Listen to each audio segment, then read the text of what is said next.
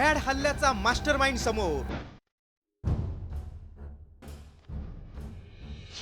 पहलगाम हल्ल्यानं देशभरात संताप. शांत काश्मीर कोण अशांत करतंय?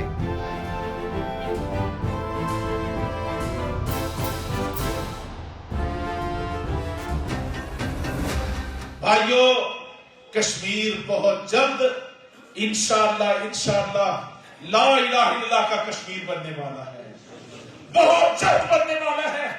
मैं मिंबर रसूल पे बात कह रहा हूं, मैं अला वजह बसीरा ये बात अर्ज कर रहा हूं. बहुत जल्द आप देखेंगे इंशाअल्लाह कश्मीर ला इलाहा इल्लल्लाह की जागीर बनेगा. ऐकलत? हा आहे काश्मीर हल्ल्याचा मास्टरमाइंड सैफुल्ला खालिद. काही दिवसांपूर्वी या सैफुल्ला खालिदनं काश्मीर ताब्यात घेणार असल्याची धमकी दिली होती. त्यानंतर आता काश्मीरमधील पहलगाममध्ये पर्यटकांवर हल्ला झाला. हल्ल्याची जबाबदारी TRF या संघटनेनं स्वीकारली. मात्र हा दहशतवादी सैफुल्ला खालिद कोण? पाहूयात ग्राफिकच्या माध्यमातून.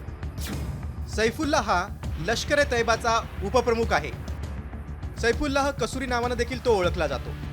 सैफुल्ला खालिद अलिशान गाड्यांचा शौकीन आहे. भारताचा सर्वात मोठा शत्रू हाफिज सईदच्या तो जवळचा मानला जातो. लष्करचे दहशतवादी त्याच्या संरक्षणासाठी तैनात असतात. सैफुल्लाचा पाकिस्तानात इतका प्रभाव आहे की पाकिस्तानी लष्करी अधिकारी त्याच्या संरक्षणासाठी सज्ज असतात. तो पाकिस्तानात VVIP सारखा फिरतो. 2 महिन्यांपूर्वी सैफुल्ला पाकव्याप्त पंजाबमधील कंगनपूर भागात आला होता. पाकिस्तानी सैन्याचे कर्नल जाहिद जरीन खट्टक यांनी सैफुल्लाच्या भाषणाचं आयोजन केलं होतं. तिथं सैफुल्लानं 370 कलम हटवल्याबद्दल पंतप्रधान नरेंद्र मोदींना धमकी दिली. भारतीय सैन्य आणि भारतीयांबद्दल आक्रमक भूमिका मांडली. हिंदू बनिए के वफादार दफन हो गए. शाम से पर आज मुजाहिदीन की हुकूमत है और मकबूजा कश्मीर की आखिरी बात बताकर क्या दिया जिहाद ने, क्या दिया मुजाहिदीन ने. अल्लाह की कसम, जब हिंदुस्तान ने गाय के पुजारी ने मकबूजा कश्मीर के अंदर 35 से 370 को खत्म किया, आप मुझे बताइए क्यों खत्म किया था, किस लिए खत्म किया था?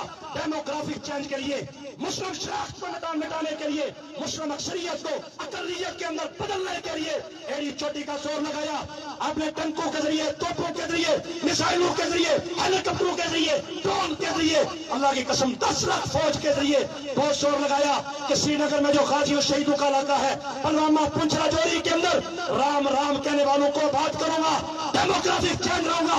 जरा इस बात पर गौर करें. उसने किया इसलिए था और कहा मोदी बंद अदालत के अंदर तूने ये किया, कागज तेरा था, जज तेरा था, मैदान मुजाहिद का है, जरा करके देख. इंशाअल्लाह गोलियों की बुछार से हम तुम्हारी गर्दनों को भी काटेंगे और शहादा की कुर्बानियों की लाज रखेंगे. 5वां साल है, जाओ तहकीक कर लो जाकर.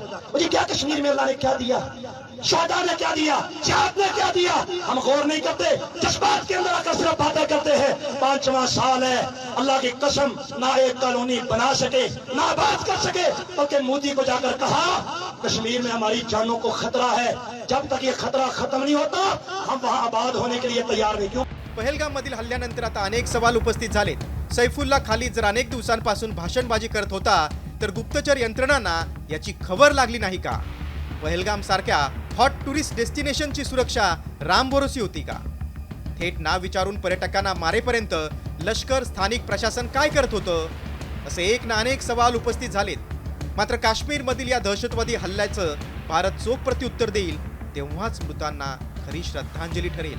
ब्युरो रिपोर्ट, साम टीव्ही.